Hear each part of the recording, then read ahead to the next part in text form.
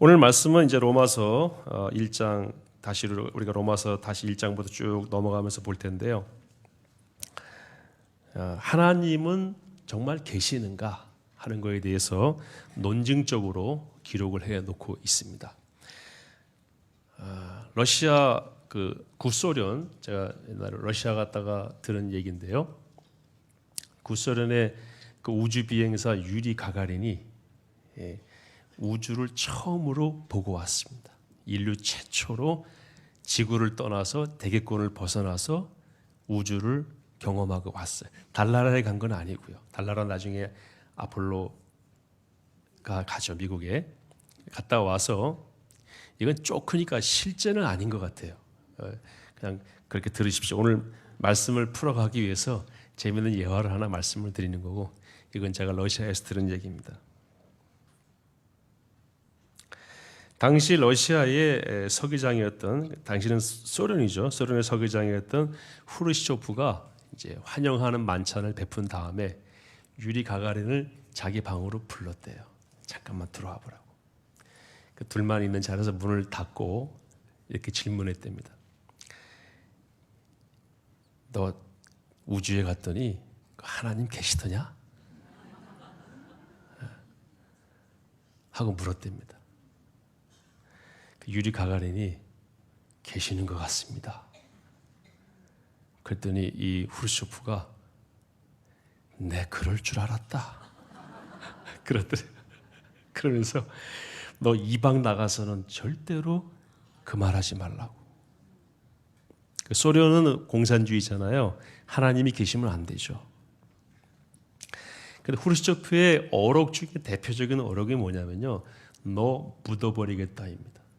사람 얼마나 많이 죽였는지 몰라요. 그러니까 유리 가가린이 겁이 나가지고 그 말을 못한 거죠, 나와서. 그리고 로마를 방문하게 되었고, 로마에 있는 대표적인 종교의 종교청에 들어가게 됐어요. 거기 최고 지도자와 환영 만찬이 끝났는데, 환영 만찬이 끝나자 그 최고 지도자가 자기를 불러서 방으로 들어오게 하는 거예요. 그 문을 딱 잠그더니 당신에게 묻겠는데 여기 아무도 없으니까 솔직히 한번 얘기해 보라고.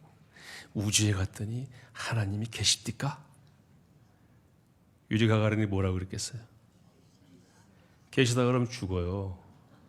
그러니까 없습니다 그랬더니 그 종교청의 지도자가 이렇게 말하더래요. 네, 그럴 줄 알았다.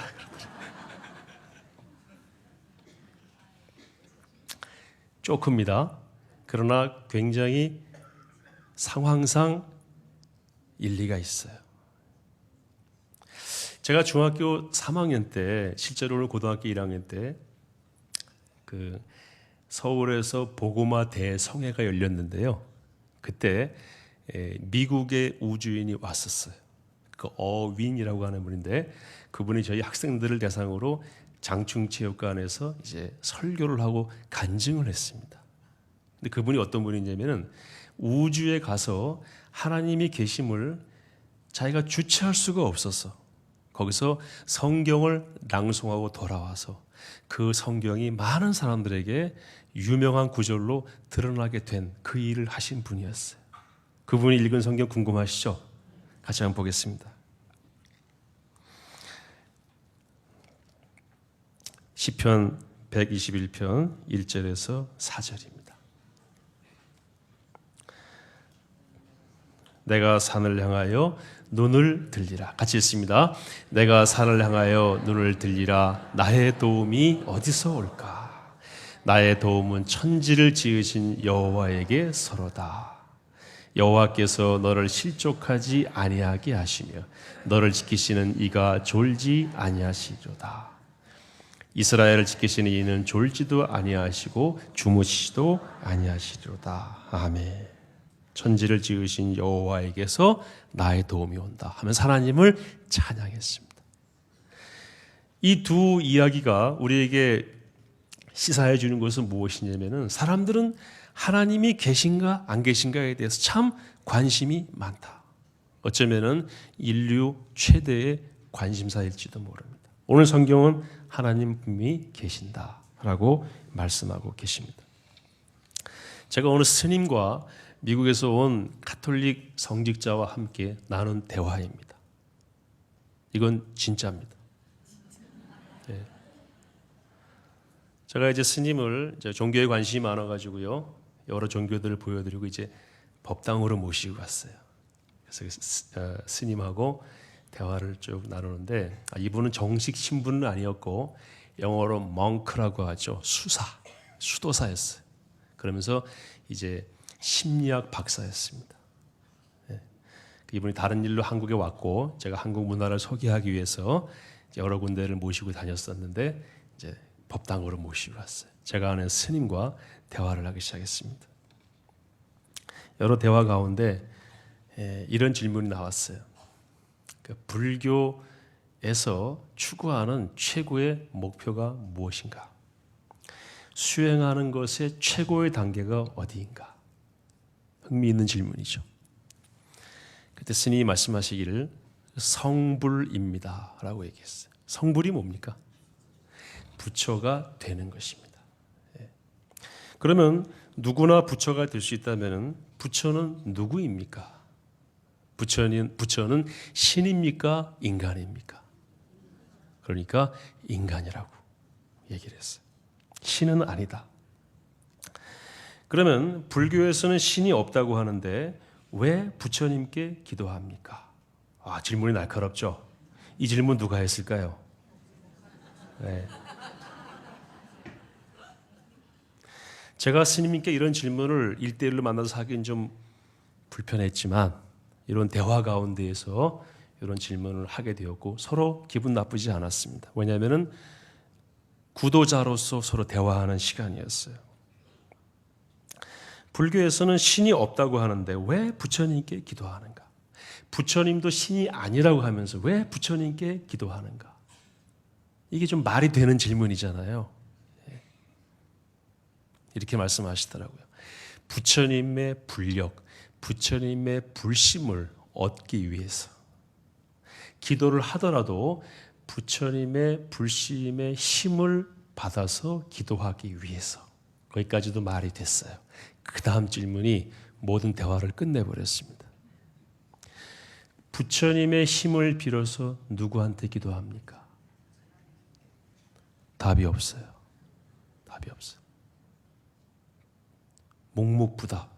거기서 대화는 끝났습니다.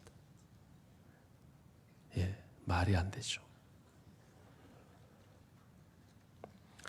그래서 제가 나중에 불교에 관한 책을 쭉 보게 됐는데요. 불교에 이 싸움이 있더라고요. 논쟁이죠. 신은 없다라고 하는 주장과 불교 교리 안에서 신은 있다라고 하는 주장이 서로 지금도 논쟁하고 있어요. 이걸 불교 유실론 또는 불교 무실론이라고 합니다. 자, 불교 유실론은 어떤 문제가 있을까요? 그 부처님이 상대적으로 격화되는 거예요. 신이 아니기 때문에. 불교 무실론 그러면은요. 아까 말한 그 답답함이 생기는 겁니다. 부처님이 힘을 빌어서 누구한테 기도하는가? 절대자가 누구인가? 이 질문에 답을 줄 수가 없는 거예요. 아직도 논쟁하고 있습니다. 힌두교나 타 종교에서는 창조를 재료를 가지고 만들었다라고 설명합니다. 그런데 여러분, 재료가 있다면 이미 뭐 된 겁니까? 창조가 된 거잖아요. 이렇게 가르치는 그 창조론도 있습니다. 낙타의 무릎뼈 있잖아요. 낙타의 무릎뼈를 바위에 쳤더니 지구가 탄생되었다.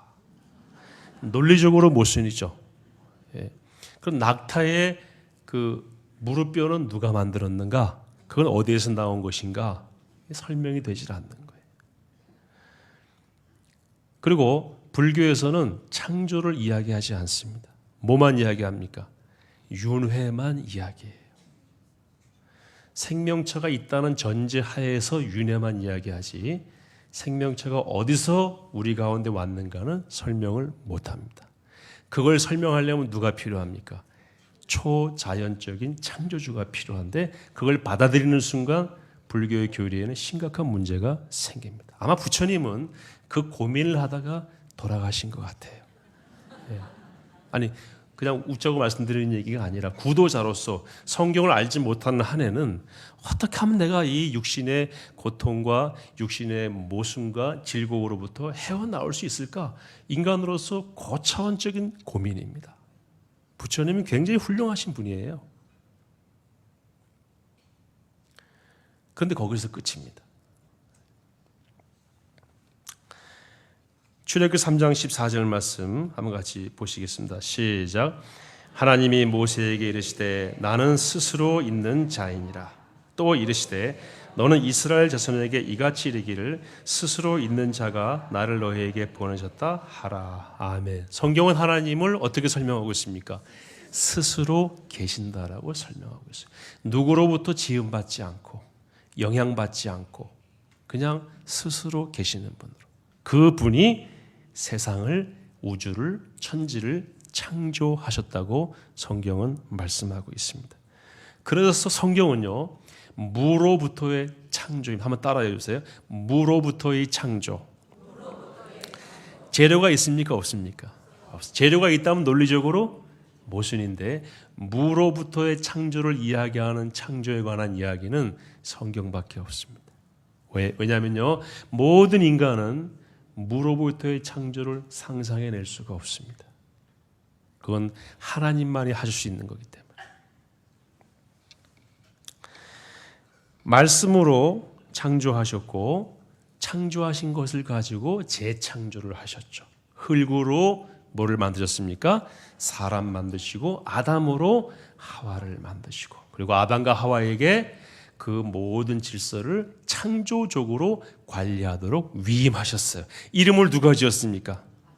아담이 지었어요. 곰에게는 뭐라고 이름 지었어요? 이름 잘 지었죠? 토끼에게는요? 토끼라고 지었어요. 쥐새끼한테는 쥐라고. 물론 한국 말이긴 하지만 어쨌든 아담에게 그 모든 이름을 짓게 하시고 다스리게 하셨어요. 그래서요, 그리스도인의 최고의 능력은 창조력입니다. 하나님을 깊이 예배하고 하나님과 깊이 교제하는 사람은 하나님의 속성인 창조의 능력을 받아서 창조적인 삶을 살 수 있게 돼 있어요. 그래서 여러분, 문제가 풀리지 않잖아요. 그리스도인이 나설 때입니다. 그리스도인에게는 뭐가 있습니까? 창조적인 능력이 있어요. 누가 주십니까? 창조의 하나님이 주십니다. 그래서 여러분, 전기를 누가 만들었습니까? 에디슨이 1000번 이상의 실패를 거듭했지만 기도는 10,000번 이상 했다고 그랬어요. 기도의 능력으로 탄생한 것이 전기입니다.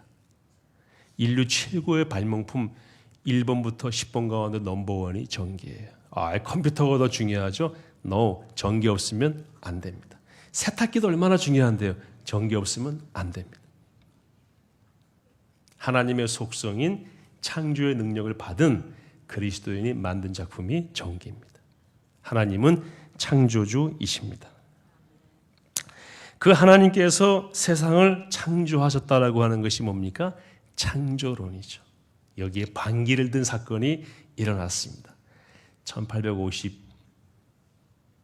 1850년대까지만 해도 창조론이 대세를 이뤘는데 1859년에 옥스퍼드에서 여러분 잘 아시는 누굽니까?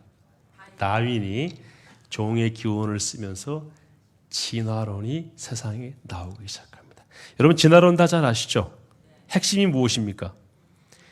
생명체는 저절로 생겨났다. 이걸 자연 발생설이라고 합니다. 어렵지 않죠? 오늘 설교 어렵습니까?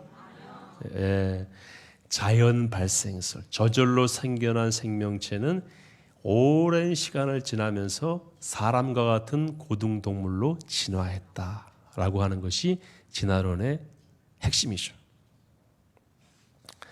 하나님의 존재를 불편해하던 시대였습니다. 1860년대.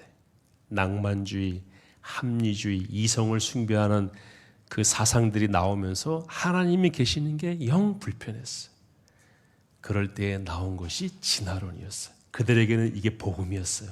야, 하나님이 없다는 사상의 체계를 마련할 토대가 준비된 겁니다. 그래서 거기서 나온 것이 뭐냐면 공산주의입니다. 하나님이 없다라고 하는 전제 속에서 유물론이 나오게 됐고, 유물론을 근거로 칼 막스가 공산주의 이론을 쓰게 되었습니다. 울고 싶은데 뺨 때려준 격이 되었죠. 하나님이 없었으면 좋겠는데 없다라고 하는 기가 막힌 체계가 등장한 거예요. 그게 바로 진화론입니다.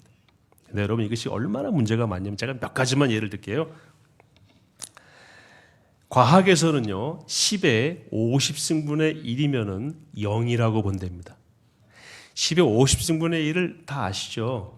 10의 50승분의 1이면 엄청나게 희소한 숫자입니다. 거의 없는 숫자예요. 있긴 있어요. 그러나 거의 없기 때문에 이것은 그냥 없다라고 보는데 그걸 0이라고 봅니다. 그런데 생명체가 저절로 생겨날 가능성을 과학에서는 10의 2만 제곱분의 1로 봅니다. 가능성이 있습니까? 없습니까? 전혀 없어요. 이걸 어떤 분이 재미있게 이렇게 표현했어요. 난지도에 쓰레기 옛날에 있었잖아요. 그 쓰레기가 여름에 태풍이 불어가지고 하늘로 다 올라갔다가 땅으로 떨어지면서 747 전보 여객기 있죠? 그거 2대로 자동적으로 조립될 가능성 있습니까? 없습니까? 그 가능성이 10의 2만 제곱분의 1입니다. 생명체는 저절로 생겨날 가능성이 없습니다. 생명체는 생명으로부터만 옵니다. 누가 한 말이냐면은 프랑스의 생물학자인 파스텔레가 한 말이에요. 생명체는 실험실에서 절대로 만들어질 수가 없다. 생명체는 반드시 뭐로부터만 온다? 생명으로부터만 온다. 어떤 생명도 저절로 생겨나지는 않는다. 이런 실험도 했었어요. 썩은 고기를 놓고 거적을 씌워놨더니 구데기가 생겼어요. 봐라, 구데기가 발생하지 않았느냐. 그때는 그렇게 해서 봐라, 구데기가 자연적으로 발생했다라고 얘기했는데 그렇게 지금 이해하는 사람이 있습니까? 없죠. 생명은 저절로 생겨나지가. 그러므로 진화론은 토대부터가 문제가 되었어요. 원인 없이는 뭐가 없다? 결과가 없다는 거. 이것이 법칙이에요. 이걸 오늘 어려운 말씀 드려 죄송합니다. 한번 따라해 보세요. 인과율. 원인 원자에다가 결과 화자입니다. 율은 법칙이에요. 인과의 법칙이라고 합니다. 아니 땡 굴뚝에 그럼 확 들어오시죠? 그겁니다. 나무를 떼지 않으면은 연기가 나오지 않는. 이게 인과의 법칙이에요. 그러니까 저절로 발생하는 것은 아무것도 없다. 이렇게 말씀드리면은 잘 이해가 안 되시는데 여기 나가실 때 누가 장애물을 놔가지고 넘어지셨잖아요. 일어나면서 뭐라 그래요? 누가 여기다 갖다 놨어? 그럼 누가 가면서 그거 저절로 여기 와 있었어? 그러면 웃기지 마라 그러면서 원인 규명을 하려고 그러잖아요. 저절로 자연적으로 되는 것은 없습니다. 두 번째는요. 다윈이 진화론을 발표한 그 다음 한 6년 뒤에 멘델이라고 하는 사람이 뭘 만들었어요? 뭘 발견했습니까? 유전의 법칙을 만들었어요. 재밌는 것은 아까 제가 다윈이 진화론을 어디서 발표했다고 그랬죠? 옥스퍼드. 그런데 멘델이 유전의 법칙을 발견하고 책으로 발표한 곳은요. 보헤미아라고 하는 곳인데 오늘날의 체코입니다. 체코는 유럽에서도 가장 구석에 있는 나라입니다. 이 이론이 50년 동안 세상에 나오질 않았어요. 근데 옥스퍼드는 지금도 옥스퍼드에 가시면은 옥스퍼드가 배출한 유명 인사 가운데 다윈이 전시가 되어 있습니다. 그 정도로 옥스퍼드는 학문의 중심지였기 때문에 뭘 발표만 하면 세계로 쫙 퍼져나갔어요. 그래서 잘못된 이론은 빨리 퍼져나갔고 제대로 된 법칙인 유전의 법칙은 50년 동안 세상에 알려지질 않았어요. 그래서 많은 과학자들이 말하기를 만약에 멘델이 쓴 유전의 법칙이 제대로만 알려졌더라도 진화론은 사라졌을 것이다 라고 얘기합니다. 진화론은 가설이지만 유전의 법칙은 뭡니까? 법칙이에요. 법칙. 그건 법칙으로 딱 정해져 있는 것입니다. 오늘 하나님의 말씀의 핵심이 뭐냐면요. 하나님이 안 계신다고 말하는 자들은 들으라. 이미 너희 속에 만물 속에 하나님이 계시다는 증거를 다 넣어두었다라는 것입니다. 만물을 바라보면은 하나님이 계시다는 것을 정확하게 알 수가 있다. 그러므로 뭐 할 수 없다는 겁니까? 핑계할 수가 없다. 세상만 잘 보고 우리만 잘 들여다봐도 이것은 저절로 발생한 것이 아니고 원인자가 있다. 누군가 이렇게 만들어 놓았을 것이다. 그리고 우리가 아무리 지켜봐도 사람은 옛날에나 지금이나 똑같이 사람이잖아요. 원래부터 이렇게 존재했다는 것을 알 수가 있어요. 그래서 제가 여러분 퀴즈를 한 두 가지 드릴게요. 닭이 먼저일까요? 알이 먼저일까요? 닭이 먼저예요? 또 다른 분들? 답이 없어요. 하나님이 만드실 때 닭을 만드셨어요. 알을 만드시지 않고. 그래서 닭으로부터 알 나오게 하신 거거든요. 왜냐하면 완전한 성체를 만드셨기 때문에. 이제 논란 벌이지 마세요. 오늘 댁에 돌아가시면 손주 앉혀놓고 얘기해 주세요. 너 닭이 먼저냐 알이 먼저냐. 닭이 먼저인 이유를 분명히 얘기해 주세요. 두 번째 질문은 좀 어렵습니다. 아담과 하와에게 배꼽이 있었을까요? 없었을까요? 배꼽이 왜 있죠? 배꼽은 어떻게 생겨난 거죠? 배꼽은 탯줄 아닌가요? 아담과 하와는 태에서 나오지 않았잖아요. 그러면 그 천지창조에 나오는 아담에게는 배꼽이 있나요, 없나요? 가려져 있나요, 이렇게? 예. 원래는 아담과 하와는 뭐가 없어야 됩니까? 배꼽이 없어야 돼요. 그 이후부터 배꼽이 존재합니다. 창조론 정확하게 우리가 과학적으로 논리적으로 설명할 수가 있어야 됩니다. 하나님이 세상을 창조하셨습니다. 자, 우리 교회가 여기 있잖아요. 이걸 보시면 누가 이거 설계를 참 잘했다. 누가 시공을 참 잘했다. 누구를 알 수 있습니까? 원인자를 알 수 있어요. 이걸 보고도 저절로 생겨난 거다라고 말하는 것은 핑계할 수가 없는 죄를 짓는 거라고 말씀하고 있는 거예요. 세상을 봐라. 너희 자신을 봐라. 그 속에 만드신 분의 손길과 솜씨가 다 들어가 있다. 그래서 그리스도인은요, 좋은 장면을 보면은 찬송이 나옵니다. 무슨 찬송입니까? 주 하나님 지으신 모든 세계. 제가 그런 데 이런 데 가서 보면은요, 곳곳에서 이런 찬양 부르는 분들이 있어요. 한국 분도 계시고 외국 분도 계십니다. 그걸 보면은 우리 그리스도인들은 하나님을 찬양. 또 그랜드 캐년은 성경의 대홍수의 결정적인 증거입니다. 노아 홍수의 결정적인 증거예요. 그 자리에서 하나님을 찬양하는 거예요. 이걸 보면은 하나님을 찬양하지 않을 수가 없는 거예요. 그래서 어윈이라고 하는 그분은 우주에 올라가서 시편으로 하나님을 찬양하고 내려온 거예요. 하나님은 분명히 계십니다. 요한복음 1장 3절, 1장 1절에서 3절 같이 한번 보시겠습니다. 시작. 태초에 말씀이 계시니라. 이 말씀이 하나님과 함께 계셨으니 이 말씀은 곧 하나님이시니라. 그가 태초에 하나님과 함께 계셨고 만물이 그로 말미암아 지은 바 되었으니 지은 것이 하나도 그가 없이는 된 것이 없느니라. 아멘. 예수님께서 세상을 창조하시는 일에 함께 하셨다고 말씀하고 있죠. 어떤 것도 그분이 관여하지 않으신 것은 없다는 것입니다. 창세기 1장 26절 같이 보시겠습니다. 시작. 하나님이 이르시되 우리의 형상을 따라 우리의 모양대로 우리가 사람을 만들고 그들로 바다의 물고기와 하늘의 새와 가축과 온 땅과 땅에 기는 모든 것을 다스리게 하자 하시고, 그 다음 말씀, 하나님이 자기 형상 곧 하나님의 형상대로 사람을 창조하시되 남자와 여자를 창조하시고. 그래서 우리는요, 하나님의 형상을 닮은 하나님의 아들과 딸들입니다.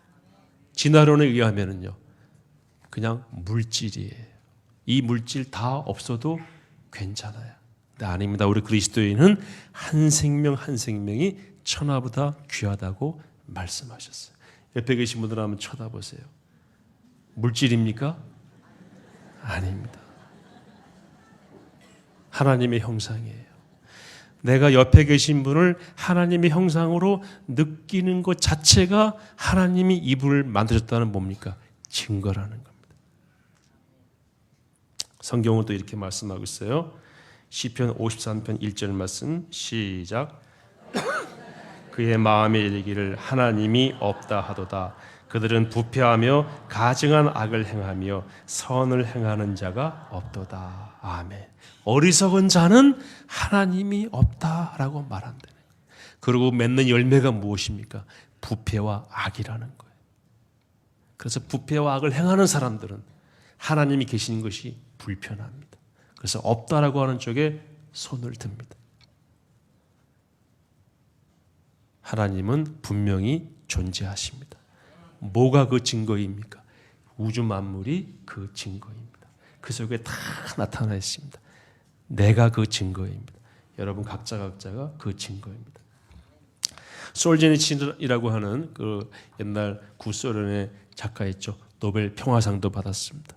이분이 미국으로 망명해서 서방 세계에 대한 경고라고 하는 책을 썼어요. 그 책은 미국 전역을 다니면서 연설한 연설 내용입니다. 그때 미국은 낭만적으로 공산주의를 바라봤어요. 근데 이분은 공산주의 실상을 알고 수용수 군도라는 책을 썼다가 추방당해가지고 평화운동에서 문학가가 노벨 평화상을 받았어요. 문학상을 받은 게 아니고.